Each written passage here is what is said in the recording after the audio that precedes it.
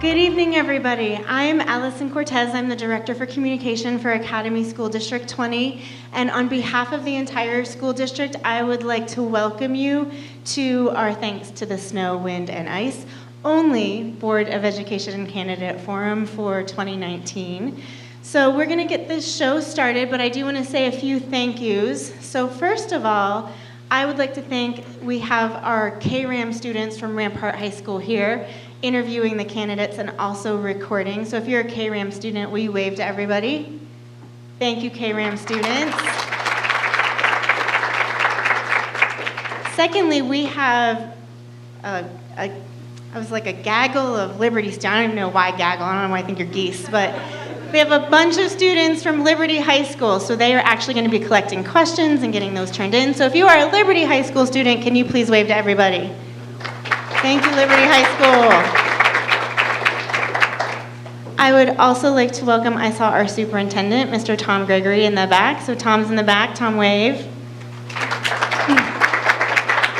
And we have both present and former Board of Education members with us this evening. So if you are a current or former Academy District 20 Board of Education member, would you please stand up and wave to everyone? Look at all these, look, see? Excellent. So with that, my job is done. Again, we're just thankful that you're spending a few hours of your weeknight. We know time is precious. So thank you for coming out. Feel free to write down your best, most fun, most interesting questions, and we'll be sure to get them up there to the candidates. And I'm going to hand it over to our moderators from the League of Women Voters.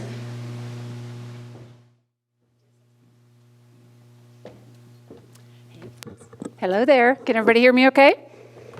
Awesome. Thank you coming. Thank you, Allison. Thank you for coming tonight. Welcome to District 20's Candidate Forum, moderated by the League of Women Voters. That's who we are. So Allison is with the district, and Katrina, the superintendent, thank you for hosting tonight.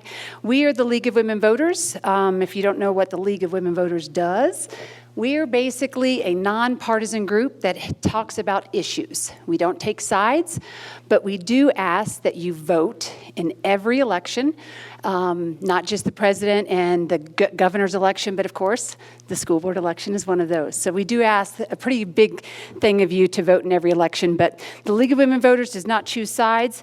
We do want to give you information. We do have some cards. It's pretty easy. We try to be accessible to millennials as well. Vote411.org is our information. Basically, tonight's really casual. I know this is your one and only. I'm not sure if anybody's gone through these things before, but it's pretty simple. Specifically, in this election, you have 2 seats on the Academy School Board District 20 up for election on November 5th, and you should have your ballots already. Does anybody not have their ballot? Goodness, I would hope by now you should already have that. So thank you again for coming tonight on your busy day. We do realize that this is not one of those things that people get to think is really important, but actually most of your dollars go right here. Most of your tax dollars sit right here, and you guys deal with that. So thank you very much for stepping out and trying to better our community. So we appreciate that. Thank you to District 20 again for hosting this forum, and thank you to the League. So tonight's forum is going to run like this. You will each have 3 minutes for opening statements, 2 minutes or less for questions. Some are yes or no, so we're going to ask you to kind of keep them short and sweet. 2 minutes at the end for closing remarks. Pretty simple. Students have been collecting your questions as you came in, so thank you to the Liberty High School AP Government class for that. Jane and Linnea over here are going to be reviewing and avoiding duplication to save time. So that's kind of what the League does as well. And then Diana in front, candidates, that's your most important person right there. She is your timekeeper, so keep your eye on her for me, please. She will hold up some red, if you get that red flag on the red folder, that's when you're in trouble. So at the end of the night, if we don't get to your questions, if you wouldn't mind, candidates, I'm assuming you'll be staying after for a few minutes for some one-on-ones. We would appreciate that. So you can ask them then. During the debate, we do encourage you to cheer and clap for your candidates, but no booing and hissing. And as my parents taught me, if you don't have anything nice to say, don't say anything at all. And I will give you a warning. We've had some issues in one of the other school boards in the debates in the past. So You'll get one warning from this Ginger, and after that, Katrina and Allison will probably escort you to the exit if there's an issue. So I have no problems with that whatsoever. A few housekeeping items from me. Please silence your cell phones if you wouldn't mind, and restrooms are out the door to the left, so around the corner, kind of out that way. Other than that, we ready to get started? All right. We're going to go in alphabetical order to start. Introductions first. Ms. Heather, you are in the alphabetical order. Go ahead.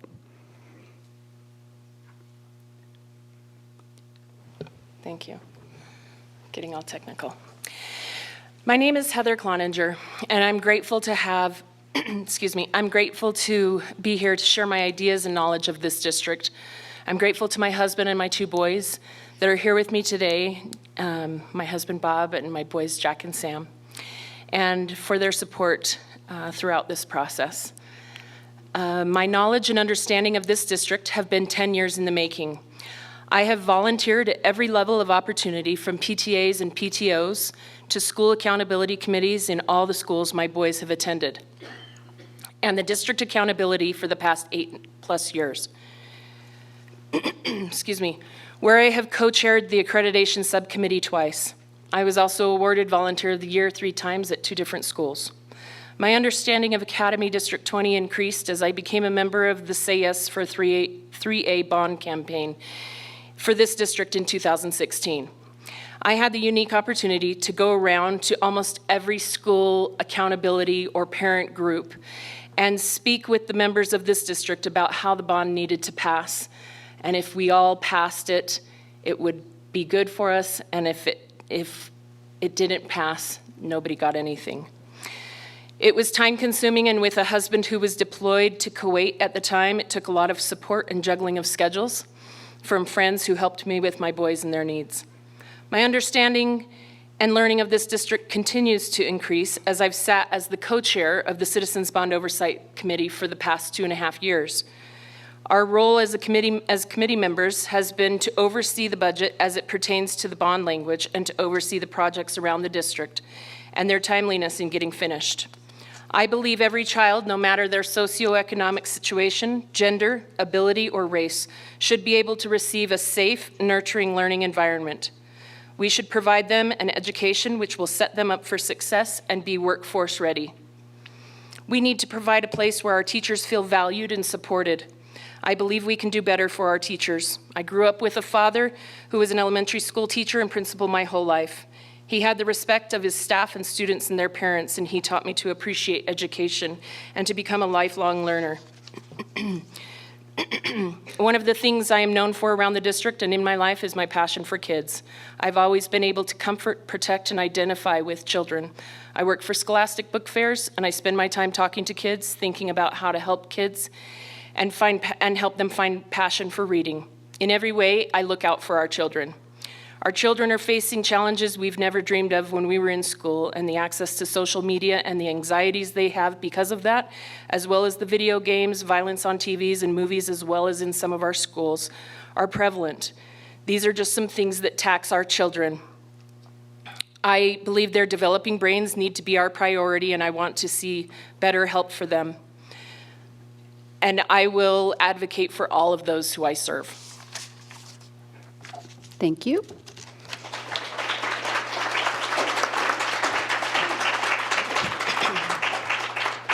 Aaron, you're up. Hey, good evening, everyone. I'm Aaron Salt, a candidate for the D20 Board of Education. I'm a D20 parent. My youngest just turned 2, so I have nearly 17 years ahead of me in this district, which means every policy made over the next 4 years will have a long-term impact on my family and most of yours. As such, I'm 100% invested in our success. I believe parents should have the authority to direct their children's education. I believe there should be transparency between the classroom and the home. I am an unapologetic advocate for parents' rights. Education has always been a passion of mine, and I am 100% committed to ensuring quality education is available to every child in our community. The students in our schools today are the future. They are the future of our community. They are the future of our state, and they are the future of our nation. As a candidate for school board, I understand the weight of this responsibility, which is why I've already invested nearly 4 years into developing and starting a charter school, where I currently sit as board chair. I am the only candidate with direct experience in policy and governance in education, not just holding decision makers accountable, but directly making those decisions. I have hired administrators whose success or failure falls squarely on my shoulders. I have helped develop a plan for special education. I have done curriculum reviews and made decisions on which curriculum to implement. I have managed through multi-million-dollar budgets, and I have had tough conversations when revenue is less than expected. I've also helped negotiate the purchase of a $12 million school building. It's my goal to bring my experience in educational leadership with me to the district level. I would be honored to earn your vote and serve you, the parents, teachers, students, and taxpayers in Academy District 20. Thank you. Thank you, Aaron. Go ahead, Will. Good evening. Thanks for being here tonight. Some of you may remember that I was a candidate for the D20 board in 2017. I took away a lot of positives from that experience. Notably, of all the people who did not prevail that year, I came in first place overwhelmingly. In fact, after receiving over 10,300 votes, I missed being elected by 0.19%. So why run again? For me, the answer is easy. I have an unwavering belief that the future of our country will be predicated on how well we educate our children to become confident, inquisitive, thoughtful, and productive citizens who model respect and civility to others. We moved to Colorado Springs in 1995 when I became the general manager of the Antlers Hotel, and we purposely chose to live in D20. My 5 children are products of this district. From dropping off my oldest child, Matthew, then at Explorer Elementary, to now waking up my sleepy Rampart High junior and youngest child, Amelia, we've had an experience with few regrets. And there's little sleepyhead right over there. We have a box in our house full of programs from plays, off-key holiday concerts, NHS induction ceremonies, IB personal project days, FBLA competitions, graduations, football games, and so much more. To be a genuine voice for the over 50,000 parents in D20, it sure helps to have the personal experience of putting kids through K through 5, middle school, and high school. And those experiences, academically, socially, and developmentally, are very different. There are nearly 27,000 unique learners in D20. When you spend 25 years in 7 different schools and lead the District Accountability Committee, you realize that every child comes from a different, diverse, and sometimes challenging background. My highest priorities will be child and educator-centric. Those are student achievement, safety and security, the social and emotional health of students, and the retention and recruitment of educators. I believe in local control and that the best decisions for D20 reside with the board, parents, and employees in the district, and not at the state capitol. Colorado's Constitution spells that out clearly. Setting policy for what is now the largest school district in the region is a huge responsibility. In addition to our students and parents, there are over 3,000 dedicated educators and administrators executing the mission of the district. The budget for D20 this year is in excess of $250 million. Time tonight does not allow us to fully explain our credentials. For more information, please visit my website. Thank you. Thank you to all. All right, so the first question is going to go to Aaron, since Heather was first on our intros. What do you consider the single most important thing you have done that supports or benefits the entire district? And I will give you 2 minutes for this one. So, as I mentioned in my introduction, I helped found a charter school here in District 20. I know a lot of people might ask, well, how does that really benefit the whole district? There's only a few families who can actually come and attend. But it has a large effect across the district because it helps disperse the student population, not just from one school, but out into many other schools. It helps push back the need to build additional schools because you have a place that can kind of funnel off some of the other population, some of the other students, and reduces class size across the district. It also is one other opportunity for this district to shine with excellence when it comes to school grades, when it comes to academics, it's a phenomenal experience starting, and I know that there are many other opportunities to serve the district. We're pretty new, I'll admit that, from a standpoint of just getting into the district. My oldest is in kindergarten right now. But we have lots of years ahead of us, and everything that happens today affects our entire district. And so it's really important that we make decisions based off of who has the ability to get out there and succeed. Thank you. Will. Well, in addition to plugging into this district for 25 years and forging great working relationships with administrators, educators, students, parents, I think the most tangible evidence of plugging in is I co-chaired the Citizens Committee to pass the bond issue in 2016 with Lori Uddenberg. And while I'm a fiscal conservative, having served on the Growth and Capital Needs Committee 4 years ago, the needs were compelling. The growth projections, the needs to repair aging schools, IT infrastructure improvements, myriad issues came through in that process. And so that was distilled down by the Board of Education, and we put forward the $230 million bond campaign. And it successfully passed with 60% of the vote, and it did not raise our mill levy above 6.2 on 6 mills, 60.2 on 6 mills. So when you look at what's happened with that, you look at Legacy Peak and the Center for Modern Learning, and I was at Chinook Trail Middle School last night, which is phenomenal space. And then you look at the transformations at Air Academy High School and the security improvements at Douglas Valley, just go on and on. It's been tremendous. Upgrading our infrastructure, adding career and technical education facilities to Liberty, it's significant. Significant, tangible, and it'll have an impact on our students and families. So probably tangibly, that would be my greatest impact. Thank you. Heather?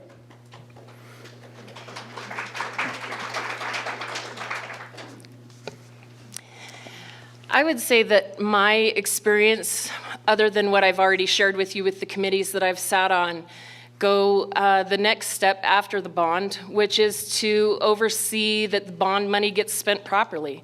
For the last 2.5 years, I have co-chaired the Citizens Bond Oversight Committee. I think that accountability is hugely important, both for ourselves and for the people that are in charge of our money.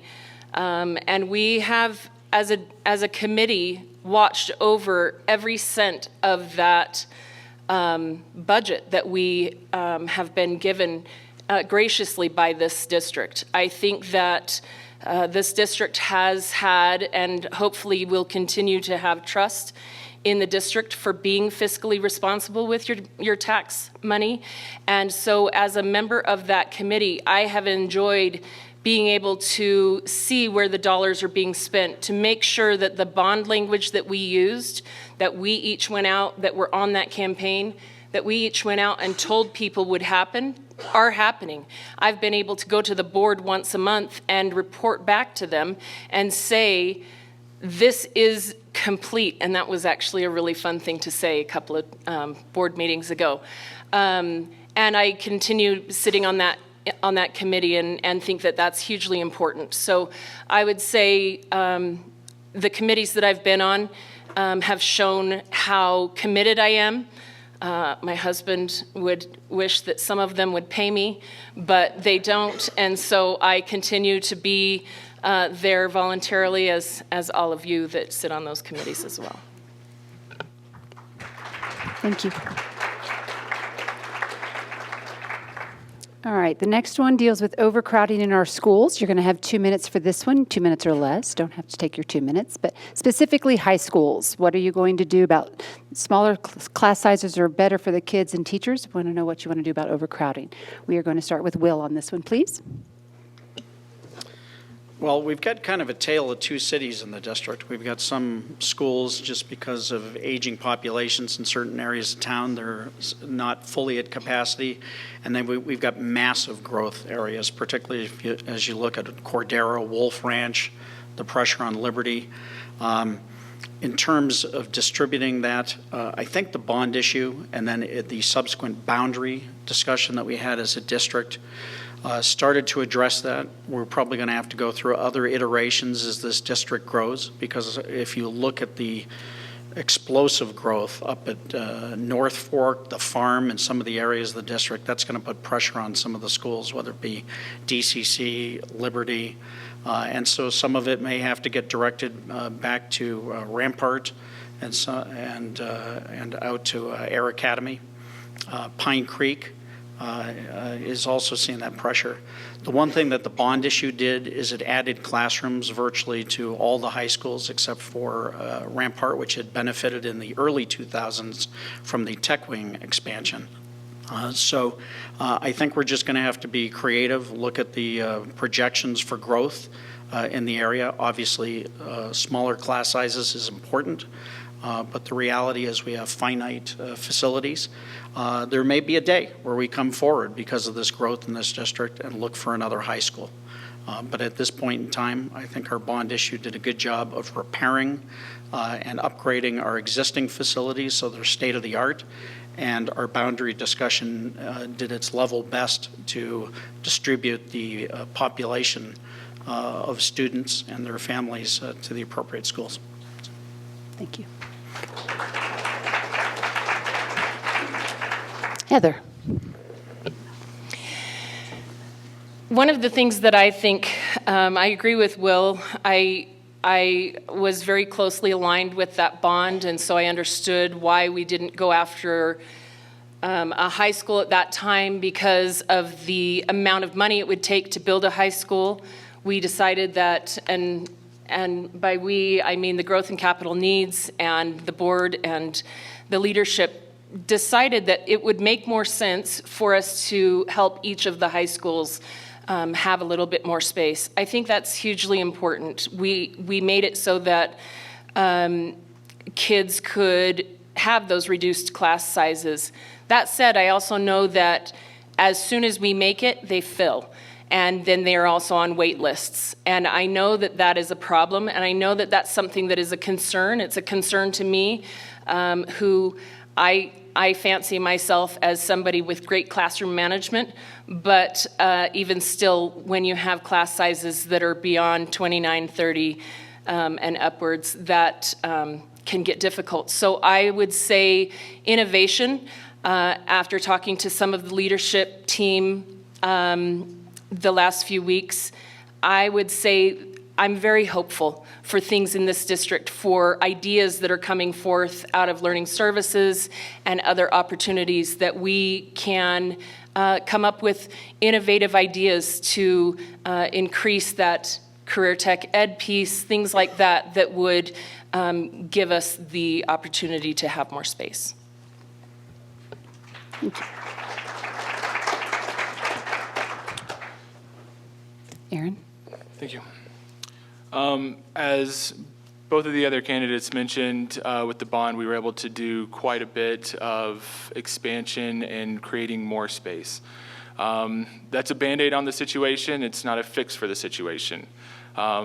There have been boundary discussions on how we move boundaries and where we kind of funnel students. And as Mr. Timby alluded, we might need to start funneling kids in other areas. One of the great things about District 20 is the fact that we have the ability to choice our students around. And so if there's places that are a little more crowded than you like, there are opportunities for that. There may be opportunity for new charters to come in and set up sort of a high school area and present there.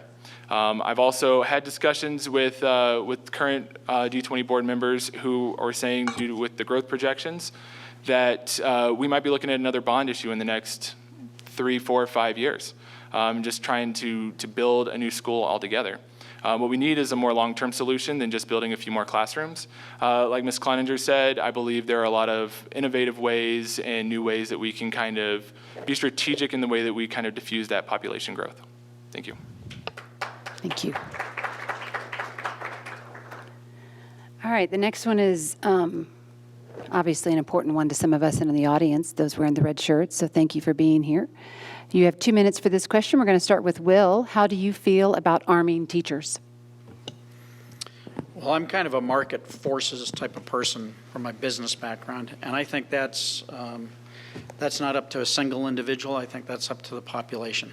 You know, I think first and foremost, our educators are educators. I think there has to be an appetite for that. I have a lot of confidence currently in our safety and security team, led by Brian Grady. We do have armed personnel in our secondary schools, middle schools, high schools. We have fortified entrances at most of the schools by virtue of the bond issue, particularly at the elementary level, then middle school. So I think we have a number of things in place.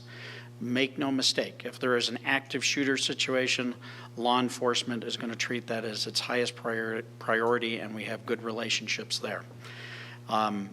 It is a hard decision to universally or homogeneously address the issue of educators with guns in the classroom. It is replete with questions. If there is a situation and a teacher, not an administrator, but somebody else has a gun, and there is a situation where a classroom is vacated by a teacher to respond to a situation, I shudder to think what the kids in that classroom without their educator are feeling and going through. So it is a difficult decision. I think that is a decision that has to have discourse through this district to see if there is an appetite. But again, it's a market forces decision. I singly would not make that decision on behalf of the Board of Education or the district. So. Thank you. My apologies for my mistake for the evening. Heather, you were supposed to be first on that question, so we're going to skip to you. So go ahead. My apologies. I have yet to hear enough evidence that warrants putting guns in teachers' hands, whether voluntary or not. I think that that is, like Will said, something that is alarming to me, thinking that a teacher, even if they were voluntarily arming themselves, that they would then have to have a dual purpose of taking the security measures on as well as educating the children. I believe that educating our children is number one for our teachers, and that's what their focus should be. I would be interested in having a conversation about including more of a budget around more armed security, people who are trained and experts in their field, rather than having a teacher be armed and have to have a dual role. That said, I recognize from talking to some of you that because I feel that way, it doesn't necessarily mean that somebody else is then going to feel safe because there's not guns. I want to have a conversation. It's not I'm not interested in just having, we need to have a conversation. We can't just have it be so black and white and have polarized views on it. I have my opinion, and they're strong, but I also feel like we will never get to a place where we can have a real honest communication and move forward past some of these if we do not talk together about these problems. But I would say I have yet to hear a good argument for it.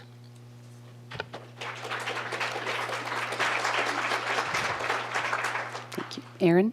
Thank you.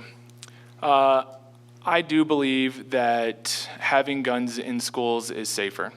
However, with that being said, I don't believe that it is necessarily the best decision to have teachers carrying weapons inside of a school.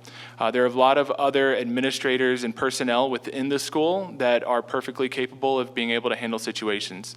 Teachers' primary job should be educating children, and we want them to stay with the children, the students, as long as possible. We don't want them going off to hunt some danger within the school. So I do believe that having armed staff, having armed administrators is a great solution. Having people who are prepared to handle emergencies, prepared to handle crisis situations, not just on a weapon side, but also knowing how to triage wounds, how to communicate with emergency personnel coming into the school if something happens. Having somebody who has been trained to keep a level head and stay cool under those in really, really difficult situations, I believe would do all of our schools a world of good. And so with that being said, I have a really hard time putting weapons in the hands of teachers inside of schools, but I am fully on board with providing weapons inside of schools to trained, qualified volunteers who are administrators, staff members inside of schools. Thank you. Thank you. All right, so we're going to get back on track. Heather, we're going to give you this first question, okay? Sorry about that. All right, this one has to deal, I want to give you 2 minutes on this. How do you plan to tackle bullying and mental health? That is a big question. And I think that, like I said before, one of the things that I probably talk to death is accountability. I think that we all are accountable. I think we as parents are accountable for teaching our children how to act and how to treat other people.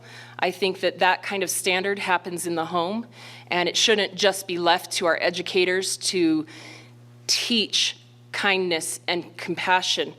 As far as the school's part, or the school having to do with that, I would say I think that we have made some good strides with putting more emphasis on social emotional learning and health, but I think that we need to stay vigilant always, because there are so many demands on our kids, so many that have anxiety, so many that are dealing with other traumas that are going on. My own family has gone through several deployments, and that created a lot of stress for me and my boys as we stayed here. And I know that that happens in a lot of homes. So I would say accountability for everybody is how I would start that conversation. Thank you. Aaron, we're going to go in order there. Thank you. Bullying is obviously a problem that has spread far across the country. Introduction of digital bullying or cyberbullying has been really pervasive as well with the onboard of social media. There are a few things that I've looked at that are research supported that help reduce bullying in schools and even outside of the schools. One of those is having a value-based approach and really teaching kids the core concepts of kindness and tolerance and integrity, respect. When you build it into the culture of the organization, when you build it into almost like a character education type program, you can really get to these values and really encourage behavior, incentivize positive behaviors within students, which reduces bullying. You can also implement peer support type programs and providing other students within the school the opportunities to step up and take charge and be leaders within the school system.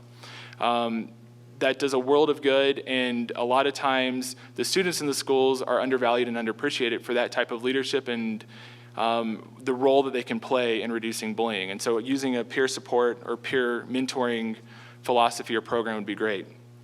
And finally, parental involvement is super key to this. The more parents are involved, the more engaged parents are, the less you see bullying in those instances. And so those are kind of the three things that I see is value-based curriculum, peer support or mentoring, and increasing parental involvement. Thank you. And Will. Well, I think much of this does start in the home, but unfortunately we don't have the luxury of having every family in a functional state. So kids come in with challenges. And there's pressures with social media. It's replaced talking in many cases, where kids are communicating with their fingers on a phone versus looking at each other eye to eye and having conversations. There's that whole issue. We do have some programs in place, Sources of Strength, which really is an upstream program to look at the social and emotional health of our students, particularly as they enter the school. How are they doing? Peers, kind of assigned within schools to look at their classmates and see if they need a little bit of assistance. If things get kind of polarized and there's situations where there's grave concern, we have mechanisms like Safe to Tell and others. And if you look at the numbers for Safe to Tell, those numbers have gone up arithmetically over the past 2 or 3 years. But again, it comes to respect. And I think if we inculcate that in the classrooms, I think our educators do a great job there. We as parents do our part. We utilize these programs and really embrace programs like Sources of Strength, have release valves like Safe to Tell for concerns about cyberbullying, whether it be somebody who might have ideation towards suicide. I think those are all important things. I don't think there's a panacea to it. I think there's a number of tools we need to employ. So. This is a quick follow-up to that question, so it's going to be kind of a yes or no, and I'll give you about 30 seconds to elaborate if you want. You don't have to. Do you believe school psychologists should be more than just part-time? Who's that going to? I'm sorry, number 1 is Aaron this time. Aaron. Yes, I do believe that school counselors should have a little bit more of a prominent role within the school. I'll just leave it at that. Thank you. Thank you. Perfect. And Will. Simple answer, yes. I'm the son of a psychiatrist, so I value I value this very much. Met a woman named Martha Hickson last year, and tremendous resource for the schools that she's assigned to, but it was very clear that we need more Martha Hicksons. She was very diffuse. So, thanks. And Heather. I would say yes as well. I also think that when we are thinking of those kind of opportunities, my mind certainly goes to the budget and where it would come from. As far as implementing that, I think that it would take a great deal of defining the budget that would surround that. But yes, I think that we have so many needs that are coming up for our students, so I would like to see them take a greater role. Thank you. All right, the next question first is, we're going to start with Will on this one. How do you plan to attack the vaping epidemic in schools? Just 1 minute. Wow. 1 minute for vaping. 1 minute for vaping. Well, I think it's got to start with education. I mean, if people don't understand the peril of a nicotine addiction at the age that these kids are vaping, it's incredible. I also think nationally we need to hold some of these companies like Juul heavily responsible for this. But I think it's education, and the district just had a program on vaping, and I would suggest that we repeat it. Yeah, I think it's just education as pervasive as that can be within a school. I'm not sure exactly whether it's an assembly topic or what, but we need to be talking about this as parents. We need to become more educated. There was a 101 article on vaping this weekend. I think everybody should read it and not think that their kid's not doing it. So, thanks. Thank you. Heather. I agree that education is a big piece of that. I think that in my home, we have standards that we talk about that are important to us as parents, that we expect our children. I also agree with Will that we can say these are the standards, and they get to have the free agency to choose whether they follow that. We've just become parents of a high schooler where that is more prevalent, and it's something that is definitely worrisome. I would say it's something that we need to have on the forefront of our minds. It's affecting our children. It's affecting this nation, and I agree there needs to be accountability for the makers of those products, and just in general that we as parents need to educate our children as well. Thank you. Aaron? Education is clearly one of the first places to start with that. Unfortunately, a lot of times when you're talking about high schoolers and junior high kids, they don't really appreciate the long-term effects of the things that they're doing. When you talk about vaping, you end up with, I don't know how many of you know this, but you actually end up with inoperable tumors inside of your lungs, like in the walls of your lungs, and so they can't actually be pulled out. And so it's a really horrendous habit and a problem that's clearly something we need to try to move away from. So I think education is part of that. I think having peer ambassadors and peer mentors to kind of champion those efforts, I think is vital. And also, as Heather mentioned, having standards within your own home and really setting and having those conversations from a parental standpoint, it does a lot of wonders. So engaging the students as well. Thank you. Thank you. All right, Heather, you're up first on this next question. We got a few regarding funding, so we're going to spend a little bit of time on funding. And I'll give you a minute for this one, because it should be fairly easy. How do you raise teacher salaries under the policy of fiscal conservatism? That should be pretty easy, right? That just takes a minute. That's why we've done it, right? That's right. My father was a elementary school principal and teacher my whole life, and so growing up knowing that $26,000 was what his base salary was as a young child, and I realize that dates me, but it's been something that has been a problem for a long time. I would say that looking and revisiting our benefits package is something that I think is vitally important to this district. I think that it's something that will make us a lot more competitive nationally if we can offer better opportunities for our teachers that way. Thank you. All right, Aaron, you're up. Thank you. As Ms. Cloninger said, one of the key factors that I've looked at when talking about employee salaries is really looking at ways that you can do it without actually raising salary by increasing benefits. There's a lot of ways that you can increase that, and the incentives package that goes along with teachers, with teacher pay. I mean, there's always the opportunity to shove 50 kids in a class, right? And then you could pay the teachers more. Thank you. But it really is a problem that you have to kind of attack. I mean, our system is not built in our country to really incentivize and pay teachers what they deserve. And so it's a problem that needs to be addressed at a much larger level, and it's a much deeper conversation than that. However, there's always little ways you can cut budget here and there and provide a little bit more. It's just probably not going to be substantial, so you have to really be careful and cognizant about the way that you do it. Thank you. Will. 1 minute. 1 minute.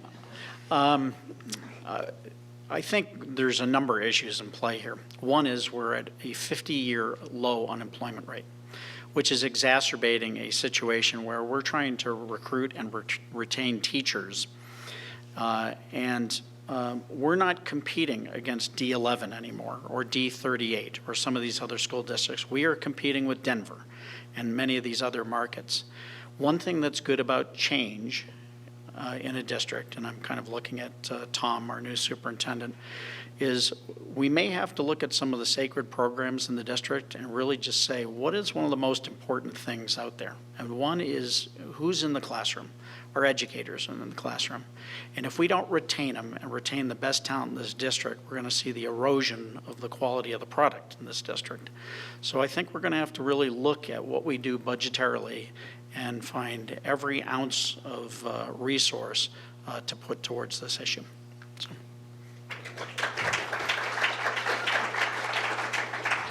Thank you. All right, so Aaron, you're up next for this question. We are going to give you, again, 1 minute, okay? As a potential board member, how do you see your role with the bond money?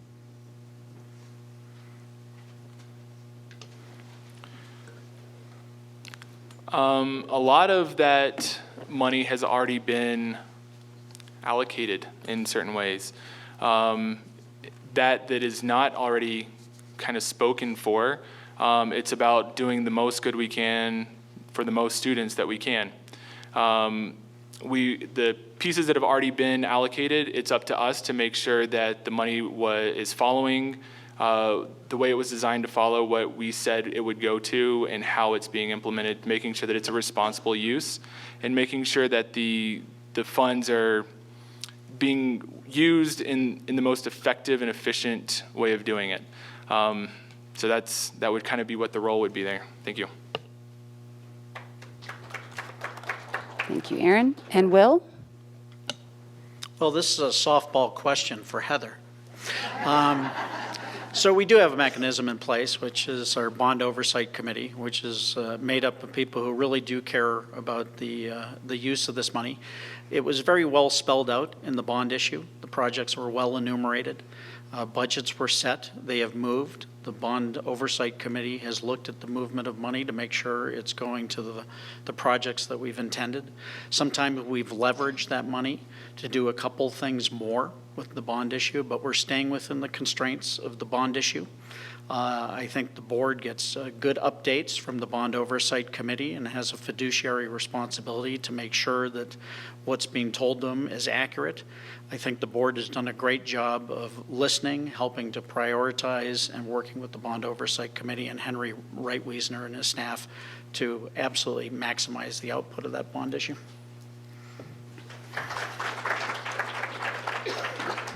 And Heather, your softball question, obviously. Well, I appreciate whoever submitted it. I have been the co-chair of the Citizens Bond Oversight since its inception, and I have taken it very seriously because of that trust that I think that this district has in our leadership. And I think Mr. Gregory, as he was the CFO of this district, has done a great job of helping those of us who have been on committees that he's been a part of understand the budget. And as it pertains to the bond, I am fiercely watching out for those tax dollars. I had a conversation with Henry this morning about some things that are going on with projects, and he knows that I toe the line and that I hold him accountable as well as the board accountable, and I do it on behalf of all of you. Thank you. All right, Will, you are up on this one. And this is a two-parter, so I'm going to give you 2 minutes on this one, being a little generous for you. So, what is your opinion on extra funding for AP classes for opportunities like labs, field experiences, or other? And can you break down how you plan to prioritize school funding? So again, what is your opinion on extra funding for AP class opportunities? And can you break down how you plan to prioritize school funding? 2 minutes. 2 minutes. Well, again, there are so many needs out there, and there are just so many dollars. And again, we've got a finite budget. And again, it's not where this budget gets a tremendous amount of outside positive influence in the form of grants and other things. It is pretty fixed. We've got a $250 million budget. The vast majority of that goes to the cost of salaries, wages, and benefits for the 3,000 employees in the district. So moving resources there is just, it's a function of priorities. And if the drumbeat out there amongst the parents, and we need to listen to parents, is to move resources towards AP classes and expand that offering, then that's great. We just might need to make some hard decisions to get there. So there's the pragmatic side of that. In terms of wanting to do that, absolutely, it would be tremendous to do. In terms of school funding, my philosophy is simple. As much as we can drive money towards the classroom, that would be my priority. As much as we can have an impact in the classroom in terms of resources, teacher salaries, and those things that have the greatest impact on our students, that would be my priority, focusing resources to the classroom. So. Thank you.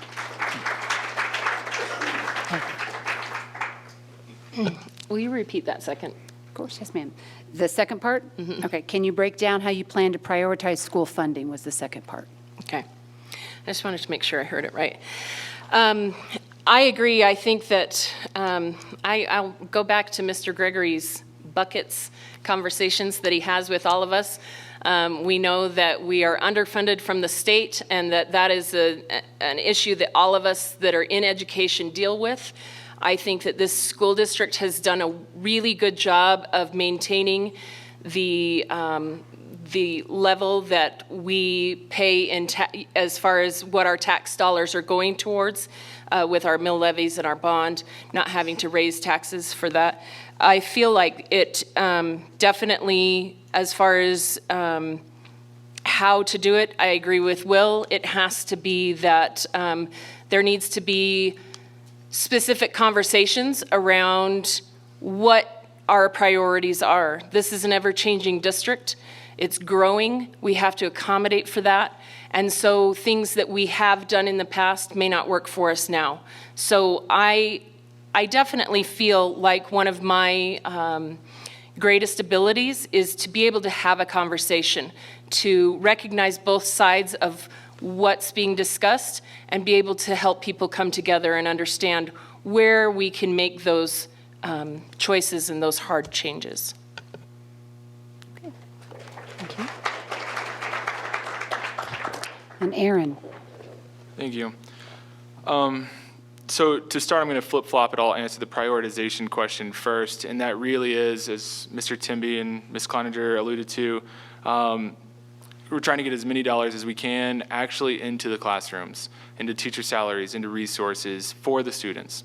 As a big advocate for parental rights and parental involvement, I want to make sure that those dollars are being allocated in the best possible way. The drumbeat, as Mr. Timby puts it, of the 50,000 parents that we have across the district, you know, what's beating louder, and where are the parents coming from? Where do they want their tax dollars going, really? And so we want to push them into the classrooms and kind of what that looks like, try to rely on some parent involvement there. As far as extra funding for AP students, we've talked about it already in several questions on how tight the budget is. If there's available funding, I am all for providing resources and really pushing extracurricular pieces that can really help engage and extend the learning environment. I think that's phenomenal. I think that's how we become competitive in the 21st century market. But we need to make sure that we're doing it in a responsible way and that we're not just throwing money just for throwing money. And so if it's available to us, absolutely. Thank you. Thank you.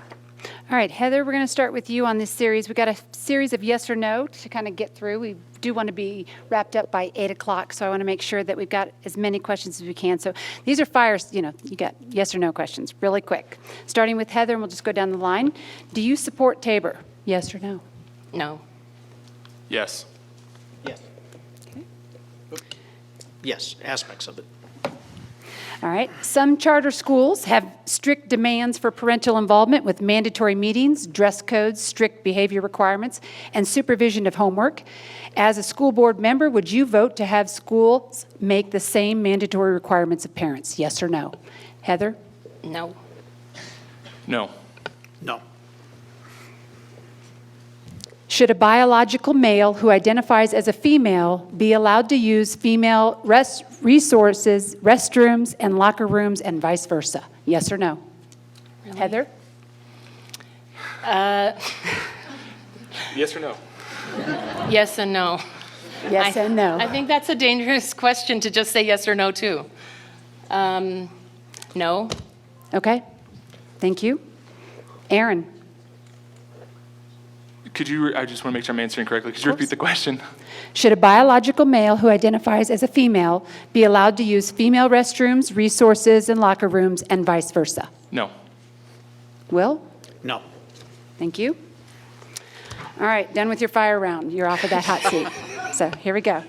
I'm going to give you 2 minutes for this one. This one's a little bit, again, deals with your sexual education program, so this one's a little bit more detailed.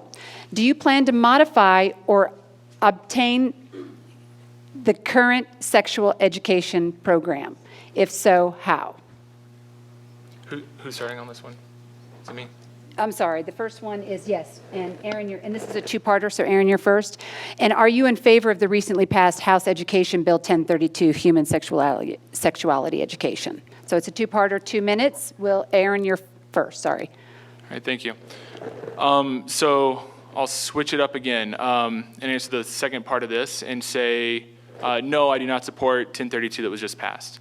It is a clear violation of the Colorado Constitution, and so I do not support it for that reason alone, without even getting into the content of the bill.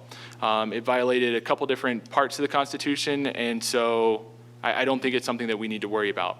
With that being said, that leads into my answer for the first part, and that is, no, I don't think we need to change anything with our comprehensive sex ed bill, or with our sexual education based off of the sex ed bill. I think the sexual education that we provide currently within the district is sufficient, and I think it covers what it needs to cover. And with that, without recognizing the recent legislation being passed, there's nothing else for us to do other than carry on the way we've been carrying on. So, pretty simple answer there. Thank you. Thank you, Aaron. Will, you're up. I too am opposed to 1032, really on the premise of local rule. Article 9, Section 15 of the Colorado Constitution says that curriculum decisions are made at the school level. To me, this is a violation of our Constitution, being pushed down from the state or the federal level. Curriculum decisions really violates the intent of our Constitution. So on that basis, I'm opposed to the bill. I'm not opposed to comprehensively educating people, but I have tremendous faith that over 25 years that I've been a parent in this district, I think this district has reflected the ideals and values of its parents and should continue to do so. And so I have faith that we will stay contemporary with our curriculum and do the right thing. So. Thank you. Heather? I think that these both have talked about the fact that it's an overreach of the state, and I agree with that. I believe in local control. I expect to have it. As a parent and a taxpayer in this district, I believe that our district leadership knows our community better and can facilitate that within our schools. I agree with Will. I would say I'm not for the bill for that reason. I do feel like there are, it is a changing world, it is a changing district, and I think that educating our children is important, but I believe the very most important people to do that are the parents, and I think that they need to have a say in what the children are learning, and that's one of the reasons why I believe in the local control. I believe that parents do have that opportunity to teach their children what standards they have in their home, but I believe in having conversation. I never walk into anything fear-based, and I welcome conversation from my husband and I often joke that we vote to cancel each other out. I hope he won't do it this time, but I definitely can appreciate coming from two sides of a situation and having a real conversation. I think that's how we progress and how we move forward.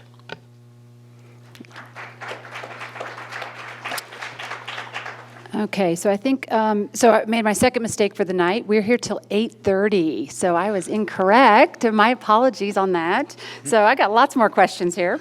I was really kind of pressed for time, but okay. Your next question, and we're going to start with, if I believe, is Will, right? Will on this one. What is your philosophy on using digital tools and technology in the classroom? You got 1 minute on this, please. Okay. Well, I think we'd be remiss if we don't stay abreast of technology and technological changes as accelerators and useful tools. I don't think technology should dictate a curriculum. I think we should still focus on the rudiments that are important as kids move forward: English language arts, mathematics, understanding history in a contemporary and comprehensive sense. I think we need to focus on the curriculum. Technology, again, is an aid. It's something to be focused on. Kids who are very interested in technology can take those paths where they really pursue the technology. But again, technology to me is not a curriculum. It's just an asset in the process. So. Thank you. Heather? I agree. I think that technology has its place. This is a question that comes up a lot for probably all three of us, with many of you who have concerns with screen time, especially for your young students and their developmental brains and all of those research pieces that have come out.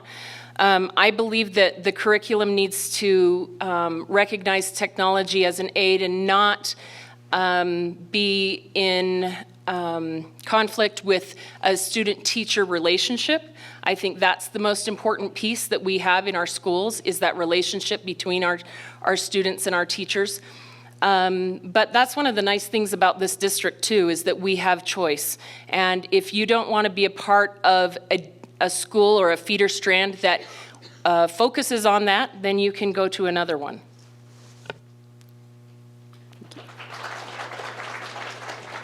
Aaron? I actually read an article about technology in the classroom yesterday, and believe it or not, of all the studies that they ran, the one piece of technology that proved to actually increase student outcomes at the end of the study was an overhead projector. That was it. Every other piece of technology reduced the outcome for the students. There's actually one specific study that they referenced in there that was a game version of a basketball math lesson and then an instructor-led math lesson. The game version of the math lesson took the students longer to complete than the instructor-led, and they performed worse on the quiz at the end than the instructor-led students did. So it took them longer to learn less using the technology and the gamification pieces that they had developed. With that, I was on the founding board for New Summit. I was brought on as the tech guy, and my whole philosophy is that technology should be a tool, not something we push a lot of resources into. And so as long as it's the right tool for the job, we're good to go. Thank you. Thank you. All right, Heather, you are up first on this next question. Sorry, and this one's a little long. You're going to have 2 minutes for this one. Many students spend hours on homework every night. They do not want to take an easier schedule, but must make unnecessary sacrifices. What is your opinion on the growing extensive amounts of homework students face? I will go back to the statement I made about my dad being an educator. I know that students are being required of a lot more. I know with my own children how long it takes certain times for them to finish their homework, and sometimes it seems a little ridiculous. I grew up in the days where we went outside and played in the dirt, so I appreciate that part of life. But I also recognize that teachers are having a lot of initiatives and a lot of things that are being asked of them, and so I think that it's an issue of a lot more than just where the homework is coming from. The teachers having to deal with all of the things that they have to deal with within a classroom in a class day maybe don't have the time to be able to facilitate doing that homework in the classroom where they can effectively be helping the student. I think that that's something to look at, the things that we're asking of our teachers. As far as homework goes, I think that parents can have that conversation, certainly step in and have the conversation. I've not been at a school where I haven't been able to talk to a teacher and say, this is outrageous, and they say, I agree, here's how we can fix, or whatever. I realize that doesn't happen with everyone, certainly at the high school level, but I do think that we need to watch what we're doing in our classroom time and focus more on getting things done there at school while they have the instructor in front of them. Thank you. Aaron.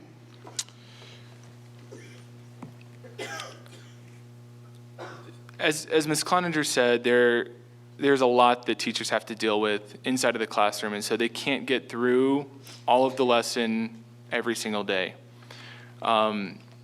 With that, I don't think increasing the amount of homework that students take home is really the right answer.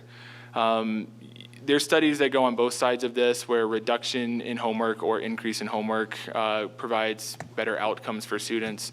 But what I like to say is that education should educate the entire child, and academics is just one part of that.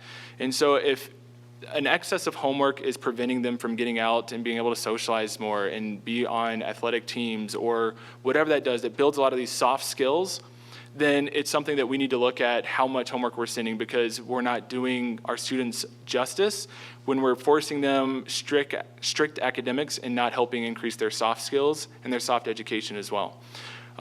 So with that, I do believe that decreasing the amount of homework is probably a really good way to go. But again, with D20 having sort of the site-based model, it's really up to the principals and the administration in those specific campuses to make that decision, and for parents to advocate for their kids and really push for that. But as far as policy goes, that's the way I would like to see it go. Thank you. Will. Well, I've had the longitudinal experience of putting 5 kids through the district through 7 schools over 25 years. And I would say in some cases, the homework load in some of their classes has actually been reduced, where there's a lot more work being done in the classroom, and I really appreciate that from a teacher standpoint. Some of this is self-selecting too. We have a high-achieving school district, and one of our key goals here is educating kids. And so when kids are in AP classes or whatever, there is a greater propensity or likelihood that they're going to have more work, more rigorous work, and that's going to be reflected in the volume of work that they bring home to do. Standardized testing and the demands for us to have a modicum of education so our kids are achieving on the standardized tests requires a certain amount of work to be done, some in the classroom, some outside the classroom. So somewhere in there is equilibrium. I would say what I have witnessed with my kids is that some teachers are able to handle homework or that type of work in the classroom, talk about it, work through it. It's a great learning experience for the kids at that time. And some other classes that are more rigorous, and most of my kids have taken AP classes, I see more AP work coming home just because of the demand of the class. So it's a tough issue, but it is what it is in a high-achieving district too. So. Thank you. All right, Aaron, you're going to start on this question. You're going to have 1 minute for this. How do you plan to bridge the generational gap between board members and students? You have 1 minute for that generational gap. For the generational gap. We'll go hang out. Go have a... No, so the generational gap is something that I think we tend to harp on more than actually exists. Is there a generation gap? Yes, but I think at the very core, a lot of who the students want and what the board of directors want, the way we see the world isn't as different as a lot of people think it is. So it's really about having, as Ms. Cloninger likes to say, conversations with everyone, really getting down and getting to have those discussions and see. But I would argue that the generational gap is something that's more of a construct that we've developed than actually is existing in reality. Thank you. Will? Well, I think it's all about connectivity. Over the past few years, I've done a number of things district-wide. I've been in the schools, and I think it is just connecting with the kids and staying abreast of what's going on. Clearly, there are generational differences, but the more connectivity we have with our schools, with our educators, with the kids' parents and the kids, I think you can easily bridge any gap. As they say, nothing ever gets worse by talking. And so I think if we engage students and don't let them stare at their phones while we're trying to have a conversation with them, but really engage them and talk about what's going on with them, I think that bridges a lot of the gap. So. Thank you. And Heather. I joke that the generation gap that I have to close is between me and my husband. I think that the 2 people sitting next to him, my boys that are 14, almost 15, and 12, are probably my biggest ways that I bridge that generational gap. They keep me aware of what's going on, As a current mom in the district, I can tell you what programs are working, what programs they have a hard time with. My son has told me at 14 he'll only vote for me if I get rid of e-hall pass. So there's things that I know, and we can talk about that later. Obviously, he doesn't have a vote. But I think that there are things that by being a current mom in the district keeps me engaged, and certainly my volunteer work that I do with all of the schools has a lot to do with that.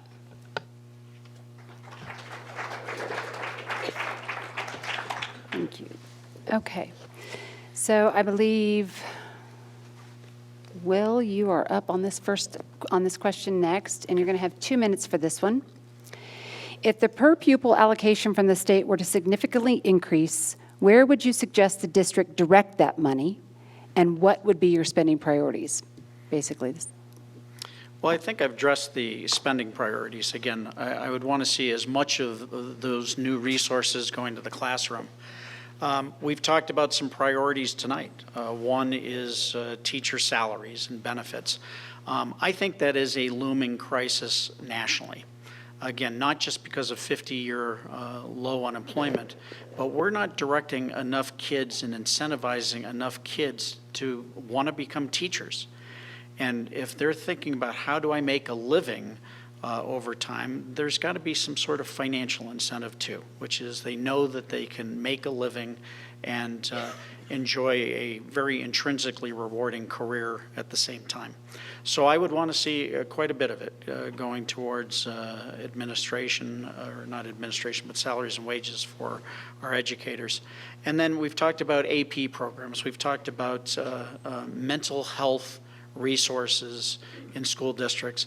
Boy, if there's a time to really invest into social and emotional health of our students, it's in these times where we have school shootings, where there's cyberbullying, where there's all these overpressures. Anything that we can do to really address and make sure that we're taking care of our kids, I think is where the resources should go. So. Thank you. Heather.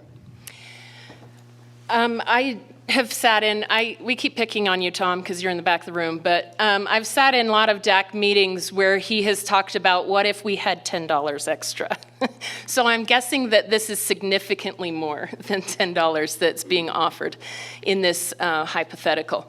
But I agree with Will that the teacher salary, we've talked about, teacher retention is largely based on that and the fact that there aren't kids being incentivized. I think that they don't see this as a rewarding profession like they did when I grew up, wanting to, instead of play house, we played teacher or school, and we'd set things up. I don't think that happens as much anymore because that's not something that has been recognized as significant, unfortunately. I believe that safety is another piece that I would put our money towards. I've been a part of with the bond campaign and with the Citizens Bond Oversight. I've been very specific about how we spend that money and making sure that each of our schools have that double door entry and keypad to get in, things like that, because I think that that's vitally important. Thank you. Aaron. As we've all said, this is a little bit piggybacking off of a question we had earlier. Obviously, teacher salaries would be one of the things that we would want to spend money on. Right now, District 20 is having a huge difficulty finding enough school bus drivers. And so if we got a lot of extra money, being able to provide incentive programs would be a great way to try to help ease that particular burden that we're facing right now. I am also, as I mentioned earlier, a big fan of pushing academics in education, but not just academics to go to college, but really for whatever is going on beyond high school. And so I know we just did a huge CTE improvement with the bond money. I'd love to see us being able to do even more, that we can really have sort of a bright, shining spot in Colorado for CTE be right here in District 20. I think that would be phenomenal. But really making sure that those dollars, from a priority perspective, goes into the classrooms and is really supporting those systems. Mr. Timby and mentioned it earlier with the school counselors. That was a question we had earlier. Obviously, we would want to make sure that we had enough support system for our students. But really driving those dollars into the classrooms through teacher salary, through additional programs and academics, that would be the priority. Thank you. Thank you. Heather, you are up first on this one. What is your position on allowing non-certified teachers to teach in our district? You have 1 minute. I think that one of the things that I appreciate about my background with my father being an educator, my grandfather being at the college level, was that they were the professional that we could count on, and I appreciate that they were and are educated, and I feel like that's a huge important thing. So as far as non-certified teachers, I think that it's a slippery slope. Thank you. Aaron. We've talked about how there's a national shortage for teachers, and so if we have people who are wanting to come into our schools and teach, why would we tell them no? I will put the caveat on that I think they need to be, considered highly qualified. I also think they need to be on a path towards certification or licensure, that they don't just get to come in and hang out for 10 years without actually making themselves a better teacher. Do I think they need to be licensed day one when they come in the door?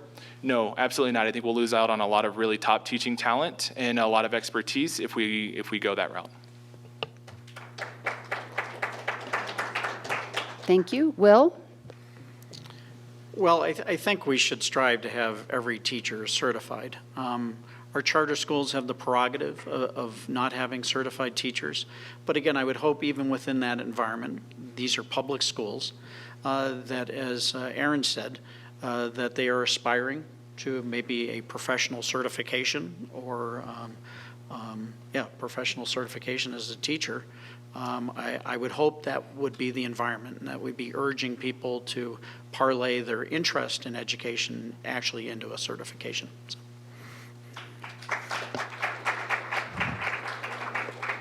Thank you. So I think someone mentioned this earlier, that you do have the choice to go to any school in your district. So this one should be pretty quick. So in what ways will you support more parents' choice in schools? And we're going to go with 1 minute, and I believe, Aaron, you are up first. I love how open our district is to parent choice right now. With all of the district schools, with the charter schools that are there.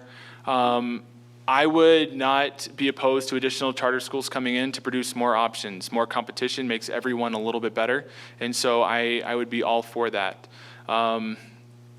As far as additional ways to get parents' choice involved, I think parents really need to be part of the educational team, and so really having their consent over, the curriculum that's being taught to their students and whatnot, them having the ability to opt out or opt in, those are the kind of the pieces that I think letting them really be able to drive and direct the education of their students and their children is one way that we can push just a little bit more. Thank you. Will? Well, Colorado is a choice state, and it's one of the most progressive choice states in the country. So the district is incentivized with per pupil funding to identify where there may be open seats and to try to fill those seats. Obviously, priority is given intra-district over inter-district. So again, that's a market forces thing.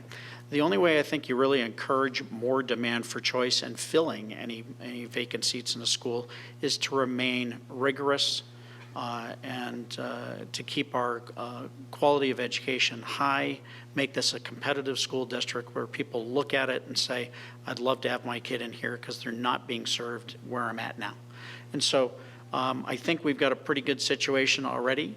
Sometimes it's a slippery slope. We've made some decisions at some schools where now, because of population growth, neighborhood schools are getting a little bit tight. So, but again, we're incentivized because of per pupil funding to get kids accommodated. So. Heather? Will you read that question again? Yes, ma'am. Just so I have it fresh from. In what ways will you support more parents' choice in schools? I think that parents do have choice. I have never felt like I had a lack of choice. Like Will said, this is a choice district and a choice state. And I have invoked it with my own children, being able to take them to schools that better accommodate their needs.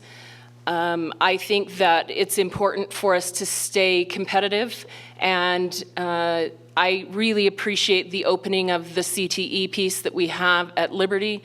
I have talked to many young kids who wished that they had had that when they had been going through high school, and so I know that it was community-driven as far as what we needed. And so I would say the voice of the parents is guiding that, and I believe that we have good options in our district.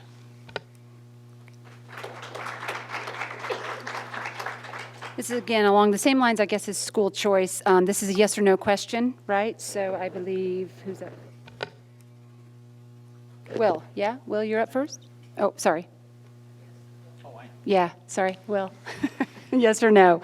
Recent research has shown least advantaged parents find superior schools for their children where the children have better long-term life outcomes. Would you, as a school board member, vote for tuition vouchers at the same dollar amount as is spent in public schools so parents can send their children to the schools having the best outcome for their child? Yes or no? That's a tough yes or no question, but I would say no without data. No without data. Okay. Heather? I agree, no without data. Will? I would also say no. All right, so I'm going to, since you're no without data, I'm going to give you one more minute to elaborate on that. What kind of data do you need? Well, I think when you're talking about vouchers and you're talking about a tax base for a school district and you're talking about reallocating those dollars somewhere else, I'm all for parents having choice. But I have yet to see extrapolated data that really would tell you what kind of deleterious effect that would have on a school district. Clearly, market forces are in play here. If a school district is not serving their kids, I believe a parent should have the ability to invoke choice somewhere and move a kid. But in terms of the actual vouchers, I have not seen the data on that to really make a compelling argument to me that it makes sense across the board with private schools, religious schools, public schools, and the impact nationally that would have on our public education system. The only other piece of that is 91% of our kids go to public schools, so we better have a robust public education system. Thank you. Thank you. Heather, 1 minute for clarification. Pardon? 1 minute, sorry, for clarification, sorry. I think that when we talk about vouchers, oftentimes it's open-ended as far as where that money is going and how that taxpayer money is being spent. I think that's a dangerous thing. I've not been a fan of vouchers, and I feel like we do need to continue to make our public schools competitive. And at the same time, I recognize that parents need to have choice. I am not against choice. I just think that we have good things in place and that we need to continue to put good things in place, that we need to stay competitive. Aaron? So I said no to vouchers. Here in Colorado and in District 20, we essentially have a voucher system where students can cross district lines and go to any school they want. The only place that the voucher system would really come into play is when you're talking about private schools. Article 9, Section 7 of the Colorado Constitution says that public funds cannot go to religious institutions or any sectarian teaching of any kind. And so if we were going to implement a voucher system, then we'd either have to exclude those types of schools, or we're going to put ourselves in a really kind of weird spot. So I think the opportunities that we have now as far as being able to choice our students in across district lines is really where we need to be. Thank you. All right, Heather, I believe you're up first on this one. 2 minutes. Again, we're kind of going back and forth. We're getting a few more questions in, so sorry for the redundancy on some. But how will you attempt to keep classrooms with substitute teachers safe from an intruder in our schools with a loaded gun? 2 minutes. With substitutes? It's what it says on the Okay. sheet. Yes, ma'am. I think that our substitutes are, they go through a pretty significant process of getting into our school district in the first place. I've had many friends who've done that. I would consider it the same as a teacher. I would like to see that our schools are safe, both from the way that we have built them with the dual entry and the key card, that piece of it. I recognize that's not always happening. I have a friend whose son survived the Parkland shooting, and many of us have been touched by those tragedies. I would say that I would appreciate security officers being in there and doing their job. Aaron? I think training is critical when it comes to anyone inside of the classroom, and so making sure that substitutes have the adequate training to protect the students inside of the classroom, that the classrooms are equipped with the locks that are needed to really be able to protect the students is critical. At the same time, I would also say that if an intruder has gotten that far into the room, into the school, and into the room with a substitute teacher, then our security mechanisms in place have failed. And so we need to make sure we can do everything that we can to make sure that the safety piece is handled up front, so that students don't, or intruders don't get into the school with students, whether it's a normal, regular teacher or a substitute teacher. Will. Well, I don't think there should be a distinction. I think we should be ensuring the safety and security of everybody, whether it be a substitute teacher, educator, administrator, and certainly a child. We talked about training. Aaron mentioned that. Clearly, if somebody is coming into the building, it's incumbent upon us to make sure that they've got training on whether it be fire safety issues, active shooter situations. They shouldn't just come in, fill in a classroom, and not have the knowledge about how to respond to an emergency. So I think it's all about training. So. Thank you. All right, Aaron, you are up first on this next one. 2 minutes for this one. Special education programs need reform. How would you do it? I'm going to hold a seminar in, I'm kidding. That's a really tough question to ask. We are hurting to find enough qualified special education teachers, not just in our district, but really statewide. When you talk about teaching epidemics, that's one of the ones that strikes home. And so we have to do a better job of being able to incentivize and find new students to go through these, be educated and get their degrees, get their certifications in special education, be able to come in and really help out. As far as full reform goes, I'm not an expert in special education, and I would really do a lot of research into what has worked, what will work, ways that we can kind of revise that. I've already done some research and investigation into best practices when it comes to special education. But as far as being able to lay out a full, blanket of reform, I don't have that, other than I know that we're hurting for teachers right now. And so that's at least step one in making our special education system better. Will? Well, I'd need more specifics on the aspects of special education that require reform. The one thing I do know is that within its framework right now, D20 has got a pretty good reputation around special education, what we do in this area. Many members of the military who come into this community, when they ask about school districts for their kids with special needs, many of them are directed to this district. It does not mean that there are not issues.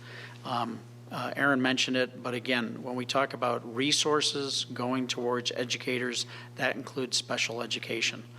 That is an incredibly demanding job. If you spend any time with special education teachers, it is not only mentally demanding, in some cases it is physically demanding. And so it's very important that we put resources towards the educators. And again, I'd have to have some specifics about programs to understand the depth of the question about reform. So, Thank you. Heather. I'd like to recall the question about the state funding to get some of the money from that question into this question, because I think that certainly it takes money to find and incentivize those that work in the special education system.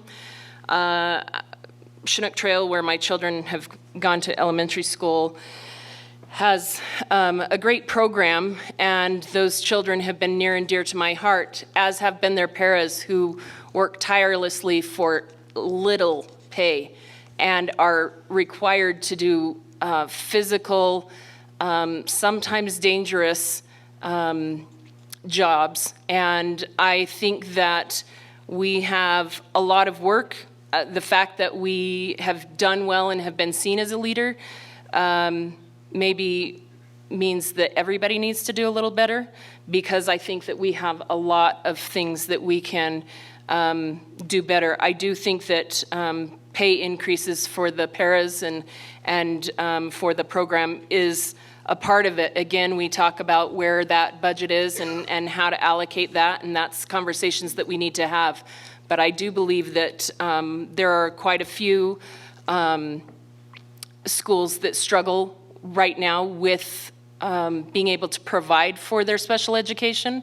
So I would say I think that it's important that every single school that we have in D20, when they say that they can accommodate special education, whether it be an SSN with a severe special needs or an IEP or a 504, all of those things have to be taken into consideration and have to be made available to all the students in that school.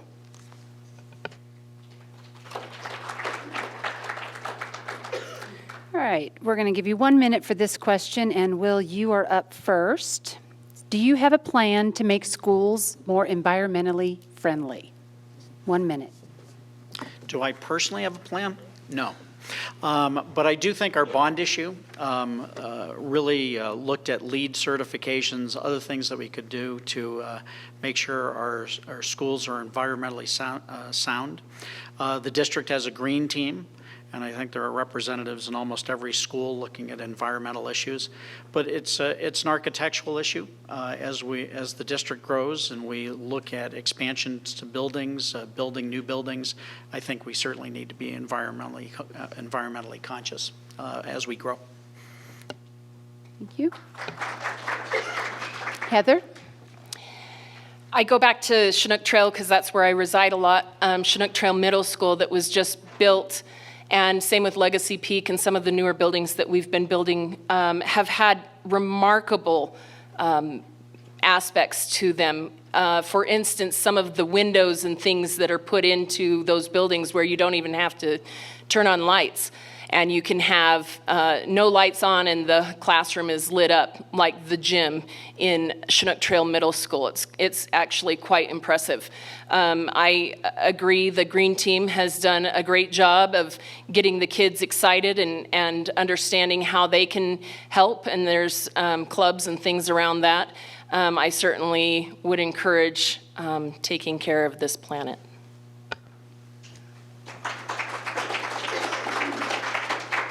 Aaron. To retrofit existing buildings to be environmentally friendly is not cost effective at all. So everything we do needs to be sort of forward looking. And absolutely, I think we should support, environmentally friendly efforts moving forward. As Ms. Cloninger said, there were, specific parts taken and steps taken to do that with the bond money that we spend, the buildings we just built. And so I think that's a great step. Like I said, it's really about moving forward in an environmentally friendly way instead of really trying to take existing pieces and retrofitting them.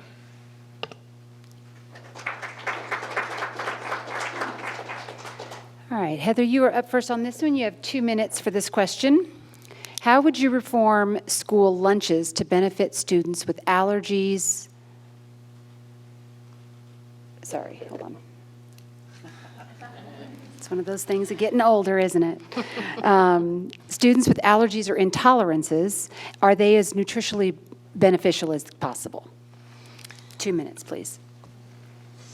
So I feel lucky that I haven't had to deal with this in my own house.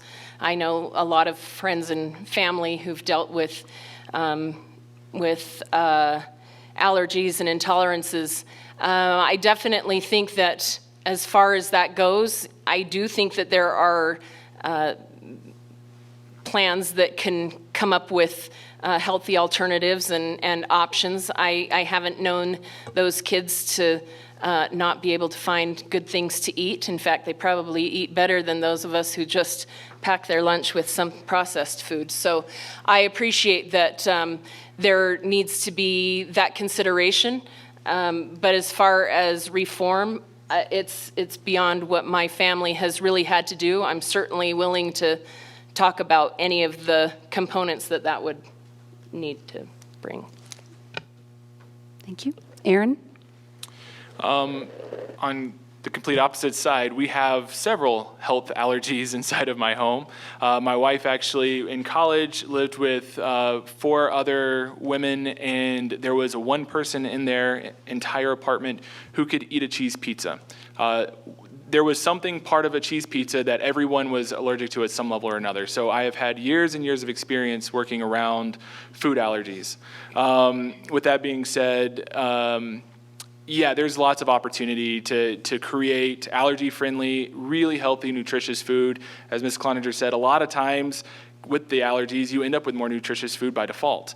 And so I think there's a lot of opportunity there. We can leverage community partnerships and relationships. There are a lot of really, really cool chefs and local cuisine people who would be really interested in partnering with the school district to try to provide some creative solutions for that. So I think that's a great way that we can try to move in that direction.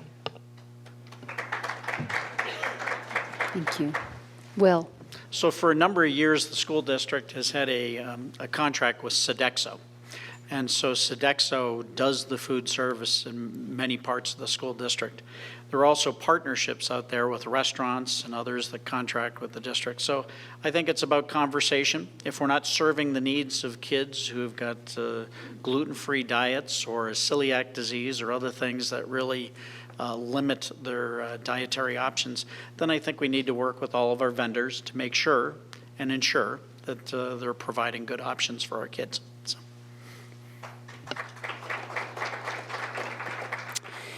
Aaron, you are up first for this question. We're kind of jumping around again. My apologies. What is your position on Proposition CC and why?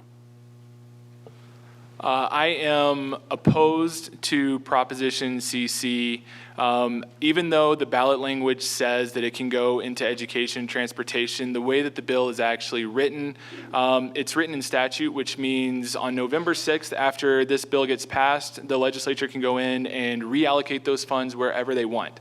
And so they make it really enticing for the taxpayers to say, yes, we want more money to go to education. But despite what the ballot language says, there's really no guarantee that money is going to come to education or transportation. They've made empty promises like this before, and that's kind of the way this is going again. As I said earlier, I do support Tabor, and with this being one way that they're trying to kind of carve out some of what Tabor stands for, I'm opposed. Will? I'm a supporter of Tabor's, particularly as taxpayers. I do like where we get to vote on tax increases. And so that aspect of Tabor I absolutely support. I don't support CC because of what Aaron said. I don't think there are assurances that, I think the projection was that K through 12 education will get approximately $103 million based off projections in the first year. I'd love to see that happen, but it's not specific as to where that goes. I'm not sure exactly of the allocations. So if you remember the marijuana tax, that was sold as, all the school districts would benefit. Well, most of the Title I schools and schools in need benefited from the marijuana tax. D20 has not received $1 from the marijuana tax. That was pushed forward, and it was sold as a benefit to education. So I have some concern about funds coming to K through 12 in perpetuity from that. If there are surpluses in the budget because of tax collections above the formula, and we can earmark them specifically to K through 12 education, I would be supportive of that. So. Heather? I think this is girls versus boys. I am in favor of CC. I think that we need to hold our legislature accountable for things that they promise for our schools. And we can't do that if we don't vote for them to give us the money. And I mean that in a very real way, that we then, I recognize that there are loopholes, and I also recognize promises made and broken. But when are we going to give them, and by them I mean leadership, legislature, hold them accountable for what they are passing or wanting to pass here in our district. I think that it's important to vote for education, and I am in favor. Okay, so I've got one more question, and then we're going to give you guys your closing remarks, okay? And we're going to start with Will on this question. It's a two-parter. We'll get 2 minutes for this one. So it's kind of a little different. What question did not get asked that you really want to answer tonight? So I'm going to let you think about that, okay? And what is your answer? Obviously, I want an answer. So think about a question that did not get asked tonight, and what is your answer to that question? And I want to know if any organizations have endorsed you. Okay. So it's kind of a little two-parter. You got 2 minutes, and I'm sorry, again, we're starting with Will. The question is, what is Karen Reynolds' favorite color? And I think it's purple. No, this has been pretty comprehensive. There's a couple other bills out there that are being pushed down. One is about curriculum on history. And again, I love comprehensive education. I think our kids are smart. So we shouldn't fear educating kids comprehensively about what goes on. But again, if it's agenda-based and it's not truly comprehensive, but it's targeting one area, I'm not in favor of that. So, but most importantly, I support local rule. So we didn't talk about that question, but it's in tandem with HB 1032. And I think we should all be concerned about us kind of tromping on our Colorado Constitution that way. I think those decisions need to stay local. And I'm sorry, I missed the other part of it. Organizations, any organizations have endorsed you? I'm proud to say I have a sister who is a lifelong educator. I have a brother-in-law who is a lifelong educator. My wife has a master's in education. I've been supported by the Academy Education Association. I've been supported by the Pikes Peak Association of Realtors. I've been supported by the Housing and Building Association. And by numerous people who have served with distinction on this Board of Education, our past superintendent, and a number of other people and parents with whom I've served. So I'm very proud of the organizations and people who have supported me. So thank you. Heather. I'm pretty loud. I could do it without the mic, probably. I would say that the one thing that between the high schoolers and these questions, I feel like we've been given a pretty weighty evening. So I don't think that you missed too much. However, I will say that in regard to who has endorsed us, I would take a good look at that and recognize that the people that endorsed me are people that are in the trenches, so to speak. They're members of the community, they're business owners, they are past board members, and the AEA, the Teachers Association, and other parents. Because the reason why I would say that is there is not one politicized part of me. I am absolutely not pushing any type of an agenda. My issue and wanting to run for this district position is solely based on your children.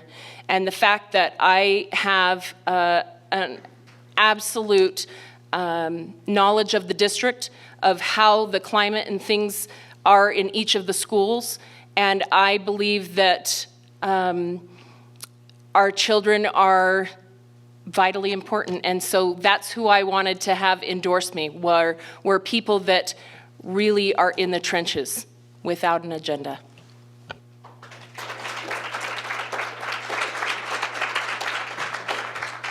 And Aaron.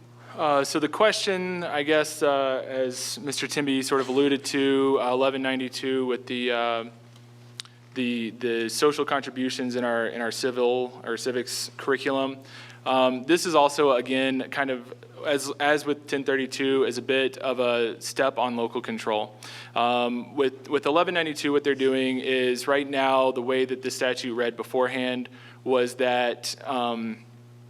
School districts had to have a forum or a town hall with the taxpayers every 10 years to decide on what sort of civics curriculum was going to happen. After 1192, what they did was they moved that from a 10-year period to a 6-year period, and it has to be facilitated by a governor-endorsed or governor-appointed board member from his special board that's overseeing this. And so, again, it's a step on local control where it's not just Article 9, Section 15, but it's also Section 16 as well, where the state's trying to push curriculum on us as a local school district. I believe strongly in local control. I believe that starts with the parents, and with District 20 moving on to the schools with the site-based programming, I think is a great way of handling local control. As far as endorsements go, I did have the Housing and Building Association endorse me. I had the Pikes Peak Realtor Association endorsements. As Ms. Cloninger did, I had several parents across District 20 provide endorsements for me. I have several business owners and entrepreneurs in our community that have endorsed me as well. As she alluded to, I do have several sitting elected officials that have endorsed me, both at the county level and the state level, because they believe in local control as well. They're fighting for the same liberty and the same parental control that you are, and we align with the mission. She said, I do have an agenda. That agenda is for parents to direct the education of their children and for children themselves. So that's my agenda, students. Thank you. Okay, so each candidate will now get 2 minutes for your closing remarks, and we are going to start with Heather and go down the line again. Thank you to the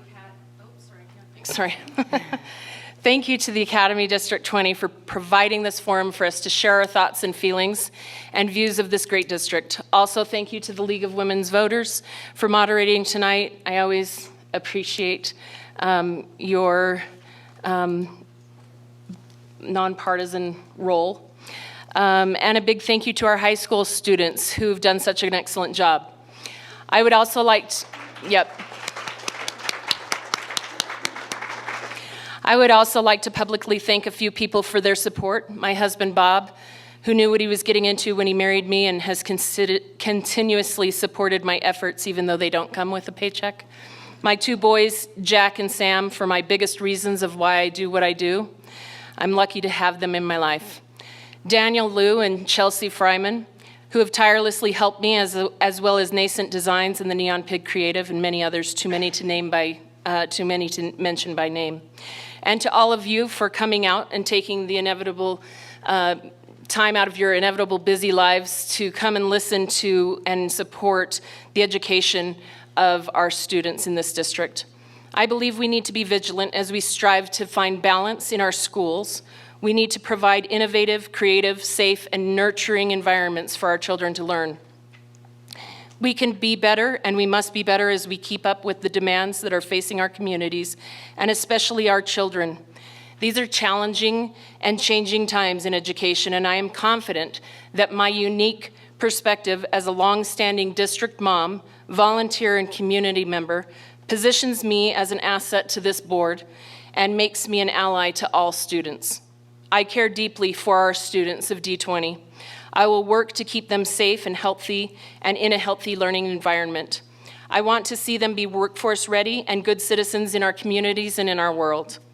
I want them to be successful in whatever field they choose to go into, and I want to make sure the curriculum and instruction we provide promotes their success. I also feel strongly about the teachers and staff and their well-being. More and more are being asked of our teachers, and we need to be watchful and aware of their social and emotional needs as well. I look forward to working with already established board members whom I respect and admire as great leaders to continue to make this an excellent district. And I appreciate the opportunity to speak with you tonight, and I would appreciate your vote on November 5th.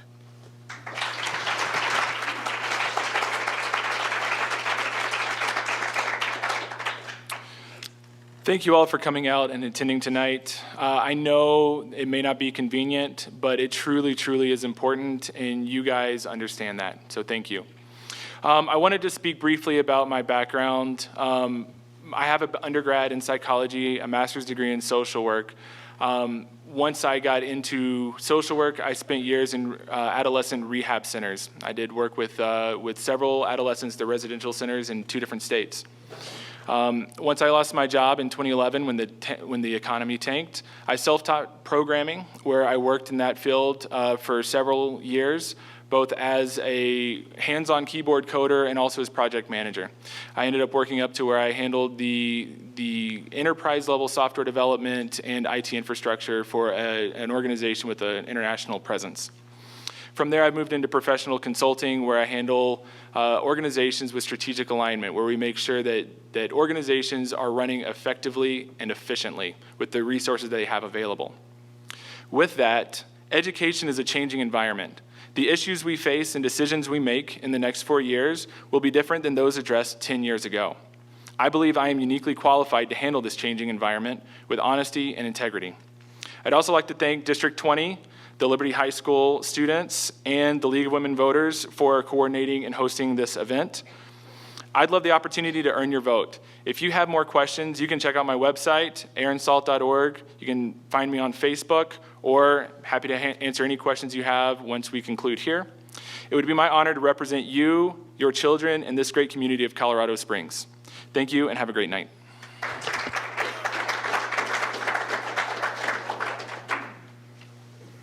Well, thanks to our Liberty Lancers in the back of the room. How about another hand for them? You guys were throwing 98-mile-an-hour fastballs at us. The League of Women Voters and Allison Cortez for facilitating this forum tonight. And thanks to all of you and your interest in this election. As you've heard tonight, there are a lot of issues to be dealt with and a lot of stakeholders to listen to when you serve on the Board of Education for what is now the largest school district in the region. Ultimately, all of the issues and input needs to be distilled down to what best serves our kids. D20 doesn't operate in a vacuum. Federal, state, and local legislation impacts schools. Societal and technological trends impact students and families. Ways of learning change. As voters in D20, you have the opportunity to elect 2 new board members to steward that change, and I believe I'm the right choice to steward that change. Through my volunteer actions and the board and organizational positions I have held, I have proven to be a committed district parent, fiscal conservative, and an experienced leader. My leadership and volunteer involvement have also afforded me the opportunity to be heavily involved in legislative issues, and I have a deep understanding of workforce issues and trends. Useful knowledge for a board member. Along with my 5 D20 students, I am a product of public education at the K through 12 and college level.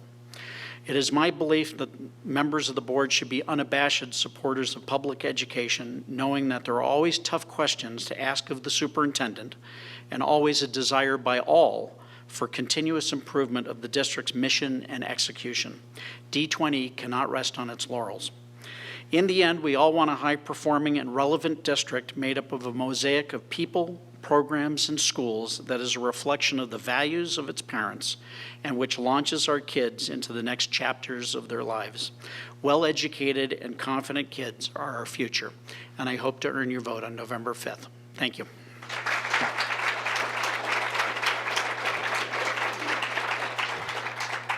Well, thank you, candidates. I hope that wasn't too difficult for you this evening. So you all did great. I only saw the red card come up a couple times, so nice job on the timing. That's it for our candidate forum. We do appreciate it, as they all said. Thank you to District 20, Christina and Allison, and your superintendent for hosting. Thank you to the Liberty High School guys in the back. You guys were awesome with your questions. Thank you for assisting with that. Those who are recording tonight, raise your hands again. I missed you guys earlier. Who was all recording? Thank you. Thank you, guys. Appreciate it. League of Women Voters, candidates, again, good luck on November 5th. Thank you again for all attending tonight. Give yourselves a round of applause because you're here till 8:30. And thank you for voting. Have a great night. Thanks very much. Thank you. Thanks.